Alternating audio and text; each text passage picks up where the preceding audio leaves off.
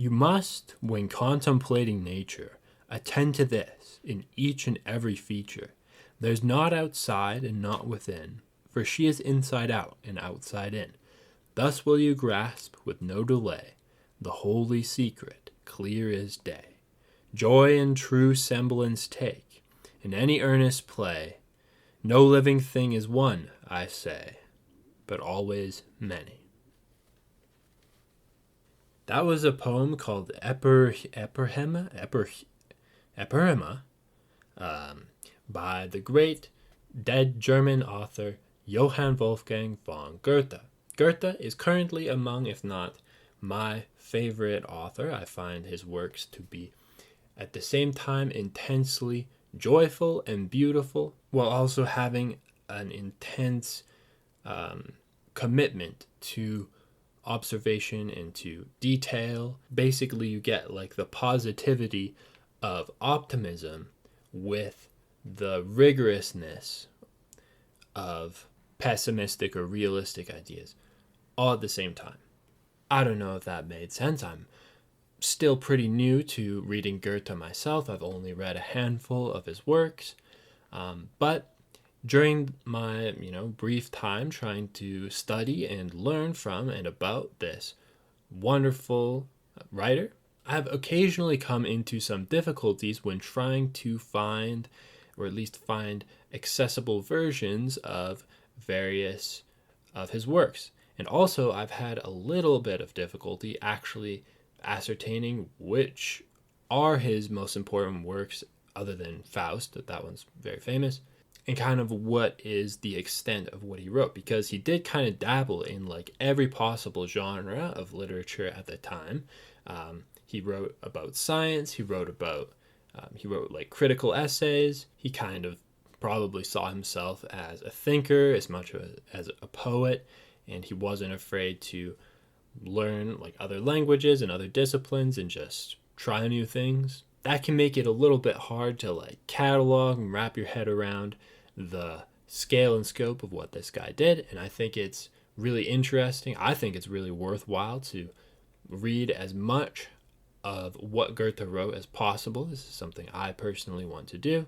And so while it isn't by any means comprehensive or complete, I understand Goethe like threw out notebooks and he just spent his whole life writing, so actually putting together everything he wrote is just going to be impossible. But I think after looking at a couple of different sources and cross-referencing between Google searches and bibliographies listed in some of these books here, I think I've put together a pretty comprehensive presentation that shows the various topics that he wrote on and some of the editions that you can hopefully with relative ease buy or borrow, or I don't know, lots of this is probably available on Project Gutenberg or other online resources. And yeah, I hope that this helps make it easier and simpler, more accessible to try and start getting into reading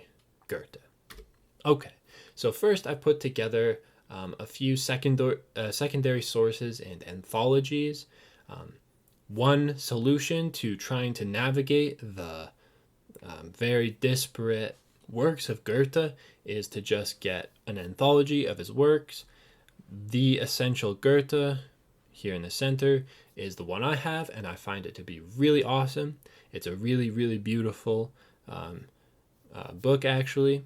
If you actually get like the physical copy, the cover art is really cool because it has the word Goethe wrapping around the book, and then the last three letters of his name also make the word the in The Essential Goethe. Kind of just a little detail. It looks like Everyman Library also has a selection of his works. I'm not really familiar with that one. And throughout this video, you'll see volumes from this Goethe, the Collected Works series, which seems to have, I don't know, something like 12 or 13 volumes of what I'm guessing scholars consider to be like the upshot of his complete works. I'm sure there's other like editions of like his complete works in like big fancy hardcover sets, I'm just going to assume that that's hard for like all of us to find, and we're just going to look at more accessible, cheaper edition. There's also this biography of Goethe, Goethe, the Poet and the Age. I haven't read that at all. I'm not very familiar with it, but I hear that it's a really good biography, just if that you wanted some secondary information. I don't, though, at least not right now. I'm more interested in what he actually wrote for now. So first we have his lyric poetry. There are a number of editions of his, selected poems that you can probably find with relative ease. Apparently, he wrote, I think, like some kind of like epic poem called Herman and Dorothea. I'm not very familiar with this. Also, based on the picture I found for this, I'm guessing that edition of just that poem is probably relatively obscure, at least in English. And then there is the West-East Divan, which is basically an homage to Persian poetry, especially the Persian poet Hafez. And this is a really, really beautiful work that Goethe wrote later in his life. And it's basically his love letter to the Persian poets who he was kind of discovering for the first time. Not only in his life, but kind of for like European culture. It is among modern Europe's first encounters with Persian poetry, to my understanding. And yeah, I haven't understood it very well, but I did kind of like skim through that book, and yeah, there's some really cool poems there. Apparently there's like another collection of poems called Chinese, German, Seasons, and Hours. I know nothing about that.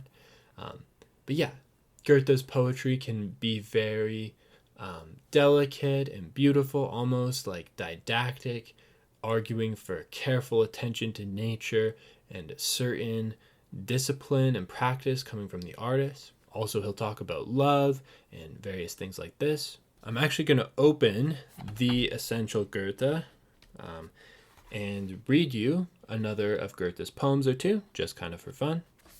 Okay, so I found two that I'd like to read out loud. I think they're both very cool. This one is, I think, a slightly earlier poem called Nearness of the Beloved. I think of you when from the sea the shimmer of sunlight streams. I think of you when on the brook the dimmer moon casts her beams. I see your face when on the distant highway dust whirls and flakes. In the deepest night when on the mountain byway the traveler quakes. I hear your voice when dully roaring yonder waves rise and spill. Listening in silent woods I often wander when all is still. I walk with you though miles from you divide me, yet you are near. The sun goes down, soon stars will shine to guide me. Would you were here. Then I think this one I've encountered before in other places. It's called Found. Once in the forest I strolled content to look for nothing, my sole intent. I saw a flower shaded and shy, shining like starlight, bright as an eye. I went to pluck it, gently it said, must I be broken, wilt and be dead? Then whole I dug it out from the loam, and to my garden carried it home, there to replant it where no wind blows, more bright than ever it blooms and grows. I think that second poem in particular is maybe even a very, or at least a sort of good microcosm introduction to Goethe's thought. It's a human encountering nature, and the human right away wants to do the European human thing, which is to conquer nature by picking the flower. The flower protests, doesn't want to die, and so the human actually compromises and still brings the flower home, but digs it out so that it can bloom and grow in his own garden. This reflects Goethe's work, I think, really well, because that's kind of his whole project, is to save both human selfishness or creativity or ambition while also respecting nature and God at the same time. So in his rendition of Faust, it's not a tragedy. Faust finds a way, I haven't actually read Faust, but from what I understand, he finds a way to like redeem himself so that the subversive Faust myth doesn't end in tragedy. Instead, Goethe finds a way to bring that human ambition into accord with nature more, or in that case with the divine feminine, however that worked out. Anyway, I'm supposed to be talking about the bibliography, so moving on. Goethe wrote a lot of plays. His most famous play, of course, is Faust, but he wrote a lot of other ones. Here are some editions where apparently you can find some of those plays. The Essential Goethe, and I'm sure other anthologies also have a few. My understanding is that Egmont, Torquato Tasso, and maybe Iphigenia in Taurus, if I'm saying that right, might be among his most popular.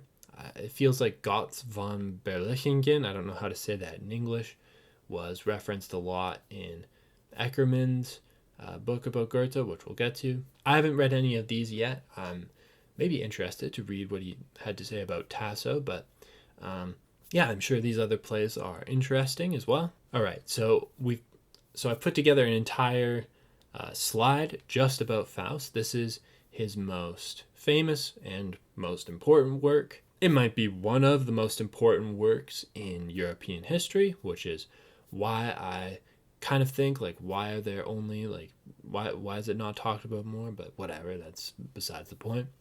Goethe probably wouldn't have wanted it to be talked about more. He would have wanted it to be talked about better rather than talked about more. Okay, cool. The only kind of hiccup with this is that I did find like some slight difficulty trying to find both parts 1 and 2 in the same edition. Obviously, with the Oxford and Penguin classics, it's in 2 volumes, but I'm pretty sure that The Essential Goethe only has part 1 of Faust, and it wouldn't surprise me if other anthologies or some of those fancy, great book series editions of Goethe's Faust only included part 1, which I would personally find quite disappointing, since from what I understand, part 2 just sounds like way more exciting, way more interesting. Not that part 1 isn't, but anyway. There are some editions here that include both parts.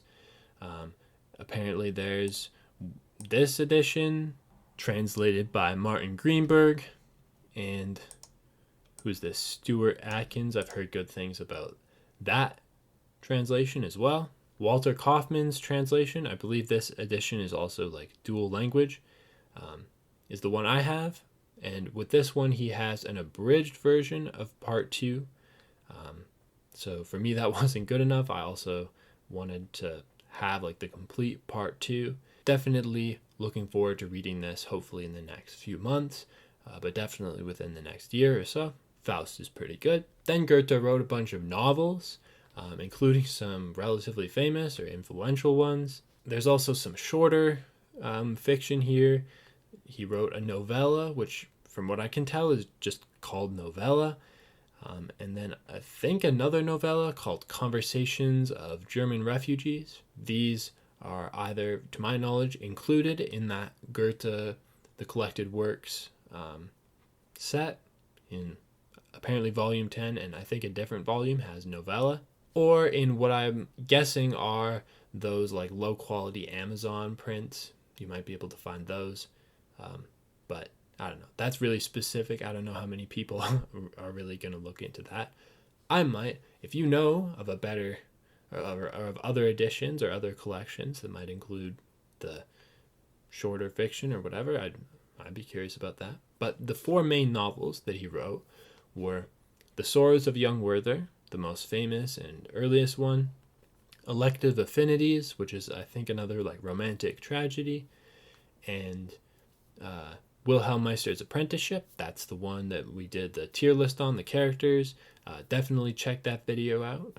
Hit the subscribe button, everything else. Then there's a sequel to Wilhelm Meister's Journeyman Years, and I believe like a revision to the sequel as well later on.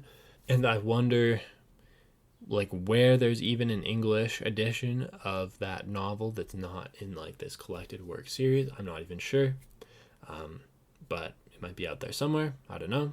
I really loved Wilhelm Meister's Apprenticeship. I thought it was really, really beautiful, and really fun. I think it kind of it has the calmness and the humor, but also the seriousness and the like almost like spiritual weight of Goethe's thinking all throughout the novel, even while the characters are doing what kind of seem to be relatively mundane things. Really beautiful work. The Sorrows of Young Werther is like that, but a lot more angsty and a lot shorter.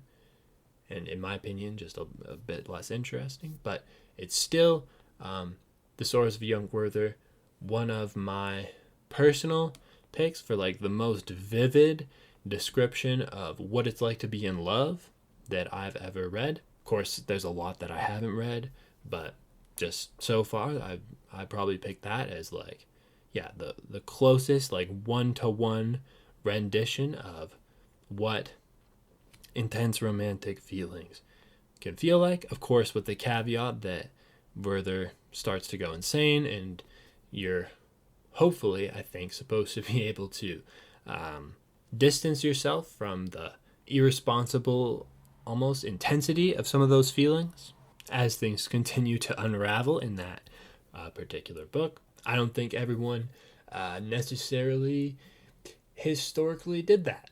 Then Goethe wrote a lot about himself. Don't blame him. Seems to have been one of the most interesting people in the history of Europe. So, hey, if that was me, I'd probably read about myself too. He wrote, I guess, a fully fledged autobiography called Poetry and Truth, which the only edition of that in English, or one of the only ones that I could find that was relatively accessible, again, seems to have been from this Goethe Collected Works set. He also wrote about his time in Italy.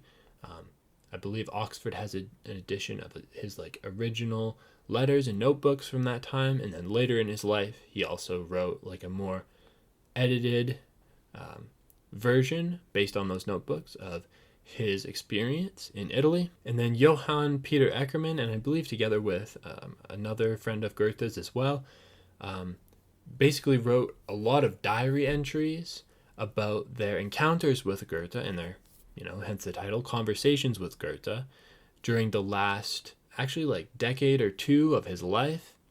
And this is a really, really beautiful book. On the back of this edition, it says that, Nietzsche says it's the best book in the German language, and I can't be the one to assess that, but it's definitely like, I would describe this book as like a written mentorship in what it means to study life and literature and poetry and philosophy. It's very, very beautiful, very, very informative. You learn a lot about like the cultural milieu that Goethe was a part of. He recommends like all his favorite authors, and then you get some probably pretty rare insights into through the eyes of Eckermann, who very much admired and respected Goethe. What were his mannerisms like? What were his facial expressions like? What was his personality like? And throughout the book, you just get a sense of how, together with Eckermann, the contemporaries and then also those of us reading about Goethe are like just so often in awe at what like a beautiful person he was, how composed and like dignified and also like playful and elegant he consistently was. It's, probably, I'm sure the autobiography and the Italian Journey, which I hopefully plan to read soon, are also very insightful into the, the real character or whatever of Goethe. But it's not just kind of for your interest. I feel like these insights like actually inspire and, encourage the reader to like carefully observe nature, to have a lot of patience and have like some hope and some joy. Okay, anyway, moving on to his scientific and philosophical essays. These are like a little bit hard to like talk about all in one place. There's just so many essays. I will kind of leave it to you to discover each individual essay if that's something you care to do, kind of like with the poetry. There appear to be a number of anthologies of Goethe's scientific writings, or in the case of The Theory of Colors, The Metamorphosis of Plants, and maybe some others. Just copies of these essays in various editions. There's this book, Maxims and Reflections, which I guess is like a collection of like aphorisms or notes that Nietzsche, or not Nietzsche, I'm thinking aphorisms, I'm thinking Nietzsche, that Goethe wrote. I'm not sure if he intended that as a complete work or if it's like a later compilation, I'm not sure. But he definitely wrote not only about science, as you know, is kind of famous. He had his like rival with Newton, theory of color, that I don't think anybody else agreed with. He was like experimenting with plants, like on the level of a biologist, basically. Certainly that's how he would have seen it. And I understand that his insights, while they might not be like fully accepted or whatever by the scientific community, they were very carefully considered, and probably you could learn something from them. I remember a few descriptions of his theory of color in the Conversations with Eckermann. And yeah, I think it did seem to me, and Eckermann as well, that Goethe was like at least a little bit wrong, but it was still interesting how thoughtful he was about his observations, about how shadows changed under different lighting and various interesting things like that. In the Essential Goethe, there is a compilation of some of his essays on science and philosophy and literature, including, among many others, On Granite, a study based on Spinoza, On Morphology or selections from that, the influence of modern philosophy, Colors in the Sky, Analysis on Synthesis. Then there's also some of his like literary essays on literature and art, including On German Architecture, Shakespeare, a Tribute, Simple Imitation, Manner, Style, a response to a literary rabble-rouser, Winckelmann and his age, Myron's Cow, On World Literature, and I'm sure the list goes on and on. This guy just wrote and thought nonstop, and then impressively, he was also like basically a social butterfly, constantly having dinners with people, constantly hosting parties and talking to important people in European politics and in the literature realm throughout his life. Very cool guy. Definitely recommend reading Goethe. Thanks for sticking it through to the end. This was maybe a little longer than I intended, but you know what? For Goethe, it's worth it. I would say so, in my opinion. Check out some of the other videos. There's at least one so far on Goethe, and definitely a lot more to come. I'm doing a podcast on world literature on Patreon. Feel free to check that out if you're into it. And yeah, take it easy, and I hope you have a wonderful day.